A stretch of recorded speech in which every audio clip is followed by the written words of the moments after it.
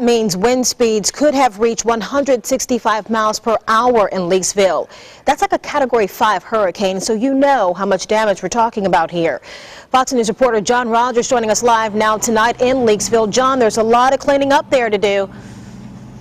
Absolutely. It's very interesting coming in here to Leakesville, Denise. There are major sections of the town that were virtually untouched. Things look perfect, but then other areas are absolutely devastated. We're on the kind of the cusp approaching. If you can take a look behind me, Robert, this is a gas station, or what was a gas station. The canopy over the gas pumps now been exposed to simply steel rods and a giant hole over the roof over there. The gas station's now been abandoned. I was told by the Greene County EMA that there are 23 homes destroyed, 5 businesses destroyed, 1 fatality, as you mentioned, 6 injuries, and also 1 school faces major damage. That's Greene County Votech. Now, as I mentioned earlier, as we were going around and taking a look at this damage, absolutely terrible, but it was interesting to note that most of the people working were not Leakesville residents. Take a look.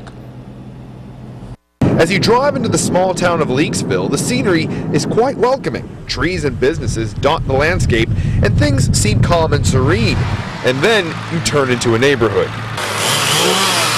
The storm left a swath of destruction, toppling trees and demolishing homes. The front steps are all that remain of what used to be a mobile home. Friday night's storm lifted the home off its foundation and tossed it more than 20 feet in that direction, turning it into a pile of debris. But when we went to find the owners of this home, they were nowhere to be found. Is this your house here? No, it's not. Where do you live? I live across town on the other side. In fact, just about everyone working didn't live here. These volunteers came from throughout the region. Some of the guys from the church, and I thought we ought to come up here and help these people out. The volunteers helped clean debris while others passed out food and water. The immediate future is in doubt for most of the residents here, but at least they have some kind Samaritans to give them a leg up.